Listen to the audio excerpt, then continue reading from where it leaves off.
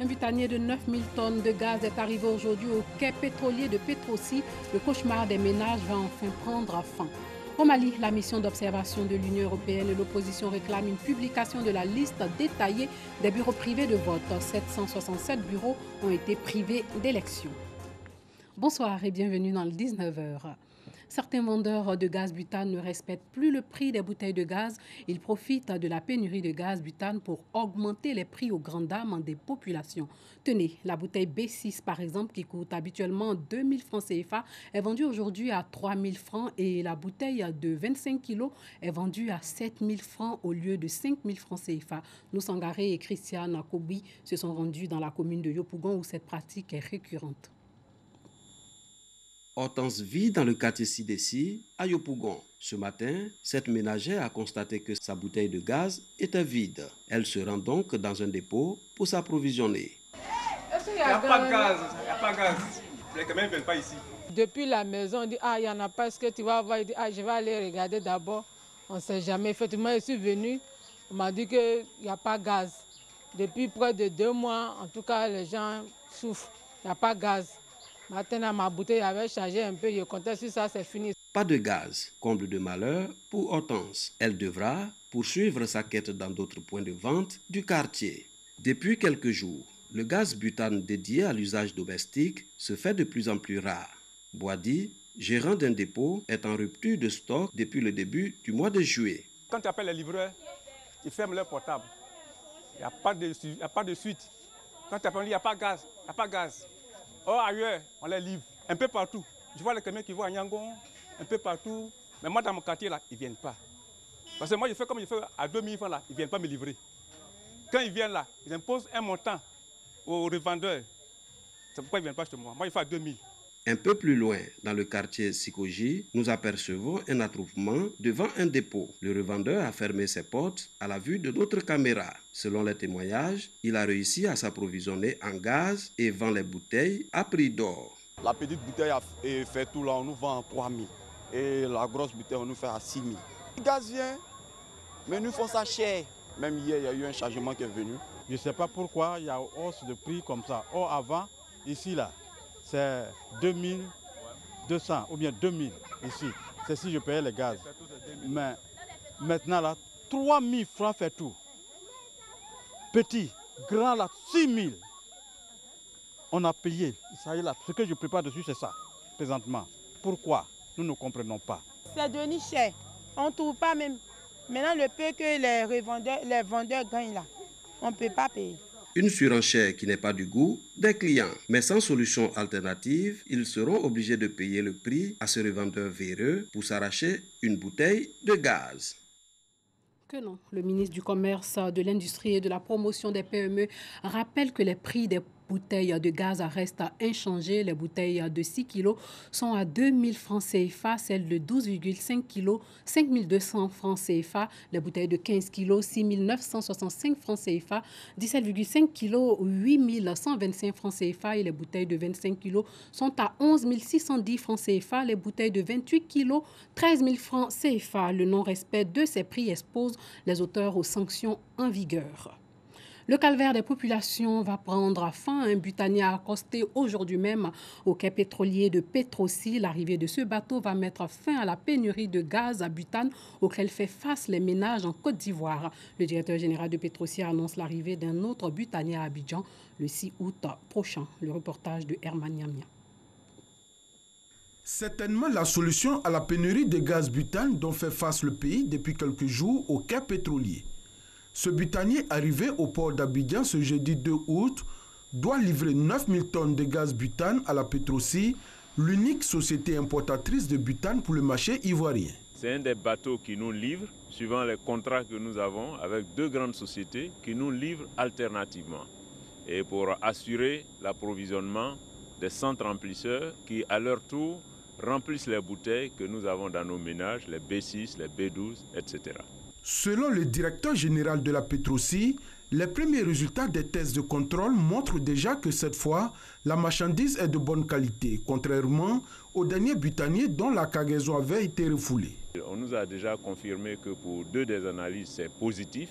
Donc nous pensons que nous avons 99% de chances de commencer le pompage dans 1 heure. Donc voici comment nous procédons. Nous nous assurons de la qualité du produit. Nous démarrons le pompage 24 heures sur 24. Nous remplissons les dépôts à tour de rôle de chacun et de sorte que ceux qui ont des bouteilles vides stockées pourront redémarrer. Entre 1000 et 1200 tonnes de gaz butane sont quotidiennement utilisées par les ménages en Côte d'Ivoire. Mais devant cette pénurie qui affecte tous les foyers, la Petroci a augmenté la fourniture de 1500 à 2000 tonnes par jour. Les bateaux butaniers de ce type, dans le passé récent, nous livraient aux alentours de 6 à 7 000 tonnes. Mais depuis peu, devant la situation, nous avons demandé à augmenter le tonnage. Donc les tonnages qui nous sont livrés sont entre 8 500 à 9 000 tonnes. Et deuxième chose, nous avons aussi réduit la durée qu'il y a entre les livraisons.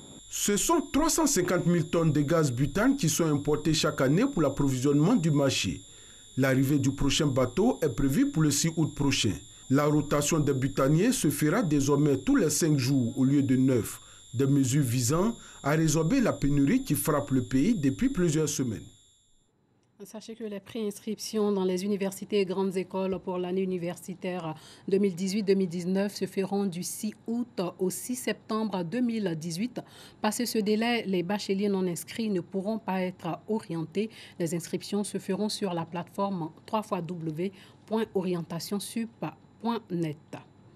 Les mauvaises habitudes ont la peau dure, dit le dicton. Mais cette habitude comprise certains élèves d'imposer les congés avant la date établie par la tutelle, elle ne va pas faire long feu. Les inspecteurs de l'enseignement primaire se sont réunis à Bingéville pour débattre du sujet et voir comment mettre fin à cette pratique.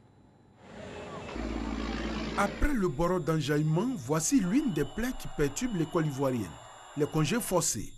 À chaque veille de congé scolaire, les troubles orchestrés par des élèves forcent la main aux enseignants, contraints de les laisser partir en vacances avant le jour J. Une attitude qui ternit l'école ivoirienne. C'est pour trouver une solution au problème de ce genre que les inspecteurs de l'enseignement primaire, membres de l'UPSI, l'Union professionnelle des inspecteurs d'éducation de Côte d'Ivoire, sont ici réunis.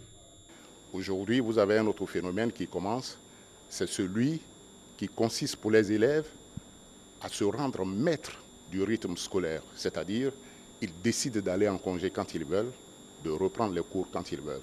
Nous sommes dans une institution d'éducation, les choses ne devraient pas se passer ainsi. Donc nous nous sommes réunis pour voir les réponses à apporter à ces différents événements. L'autre volet consiste à donner un peu plus de lisibilité et de traçabilité dans nos interventions professionnelles. Ce n'est pas normal que dans une institution de formation, qu'on travaille dans l'oralité. Quand vous vous rendez dans un établissement et que vous demandez à un inspecteur d'éducation de vous faire le point de ses interventions sur un mois, il vous fera un compte-rendu oral. 3 jours de réunion, 3 commissions pour réfléchir sur la dimension éducative du métier d'inspecteur, sur la formation des inspecteurs et sur la tendance des élèves à se rendre maîtres du rythme scolaire. Une réunion au sommet, plutôt un partage d'expérience pour l'intérêt de l'école ivoirienne. Il faut qu'on puisse leur montrer que c'est de leur responsabilité, que finalement tout ce que nous faisons, c'est pour leur bien et que ça va les rattraper plus tard. Il faut qu'ils comprennent que c'est un mal qui ne va pas à l'encontre de toute la nation, mais contre eux-mêmes. Face à ce phénomène, la solution qu'on a trouvée, c'est de pouvoir les occuper à la veille des congés. Et l'exemple type, c'était d'organiser des crosses, des compétitions de cross cette année. Il y a eu la course, le marathon, ce qui a permis de canaliser un peu l'énergie des enfants, afin de les inviter vraiment à ne pas nous canaliser. 65, c'est le nombre de participants venus de toute la Côte d'Ivoire pour prendre part à cette réunion. Réunion débutée le 31 juillet et qui est prévue pour s'achever ce 2 août 2018. C'était un reportage de Guillaume Zéré et Herman Niamia. La démographie galopante est l'une des causes de la paupérisation, notamment en Afrique. En Côte d'Ivoire, le taux de la croissance démographique est estimé à plus de 2% par an, soit un indice de fécondité de 5 enfants par femme. Pour une maîtrise de la santé reproductive, une solution s'offre aux couples. La planification familiale, le planning familial qui contribue fortement à réduire le taux de mortalité infantile. Doigt des lasers. Ton enfant est très fatigué. Tu as compris? Ce film retrace l'épreuve difficile à laquelle sont confrontées les femmes en couche. Des milliers de mères qui perdent la vie lors des accouchements dans les hôpitaux, plus de 600 cas enregistrés chaque année. Le ministre de la Santé et de l'Hygiène publique pointe du doigt ce problème qui pourrait avoir pour solution la planification familiale. Il met en œuvre le microplan 2018 de communication massive, objectif, sensibiliser les familles à un changement de comportement et les pousser à adopter le planning familial. Le lancement de ce plan revêt pour notre pays un double intérêt. En effet, plus de 47% des jeunes filles ont réalisé un avortement volontaire avant l'âge de 24 ans. La mortalité maternelle concerne donc 32% des filles de moins de 24 ans. Les avortements, cet état de fait pourrait être la conséquence d'un besoin non satisfait de planification familiale encore élevé chez les femmes en union et une prévalence contraceptive moderne encore faible. En Côte d'Ivoire, le taux de la croissance démographique est estimé à 2,6% par an, soit un indice de fécondité de 5 enfants par femme. Une situation inquiétante pour l'économie ivoirienne, selon la ministre du Plan et du Développement, d'où la nécessité d'encourager cette initiative. Malgré tous les efforts pour atteindre une croissance performante, si la population continue de croître beaucoup plus rapidement que la production de richesses, il s'ensuit un appauvrissement structurel préjudiciable à la survie du pays. La communication a donc ici à la fois valeur d'information et d'éducation. Elle devrait permettre à terme d'accroître la demande pour les services de santé reproductive, maternelle, néonatale, infantile et nutritionnelle à travers une meilleure sensibilisation de la population sur ces services et un renforcement du statut. Le pays s'est fixé comme objectif 510 000 utilisatrices du planning familial d'ici à 2020, ce qui pourrait permettre d'atteindre un taux de contraception de 25%, un défi à relever pour l'amélioration des conditions de vie des populations. La Côte d'Ivoire s'est illustrée de fort belle manière lors du championnat d'Afrique d'athlétisme hier au Nigeria. Marie-Josée Talou est championne d'Afrique au 100 mètres. Elle décroche l'or en 11 secondes 30. Sisségué Arthur, l'argent au 100 mètres hommes et Rosvita Oku, la médaille de bronze au 100 mètres est. Au Mali, la proclamation des résultats provisoires du premier tour est attendue demain. Selon le ministère de l'administration territoriale, 767 bureaux, soit 3,3% du total, ont été privés d'élection. La mission d'observation de l'Union européenne, tout comme l'opposition, réclame à plusieurs reprises une publication de la liste détaillée de ces bureaux de vote. Mais en vain, le récit de Juliette Ouya. Le Mali toujours dans l'attente des résultats 4 jours après le scrutin présidentiel. Le chef de la mission des observateurs de l'Union européenne réclame la publication d'une liste complète et détaillée des bureaux où le scrutin n'a pas pu se tenir ce dimanche en raison des violences. Bien que des incidents sécuritaires aient affecté le déroulement du scrutin dans une partie des bureaux de vote des régions centre et nord, le vote s'est déroulé dans le calme dans le reste du pays. Les procédures ont été globalement respectées malgré des difficultés dans l'établissement des procès-verbaux. Nous demandons en outre la publication en ligne de l'ensemble des résultats, bureau de vote par bureau de vote. Le gouvernement malien indique que le vote n'a pas pu se dérouler dans plus de 700 bureaux sur quelques 23 000.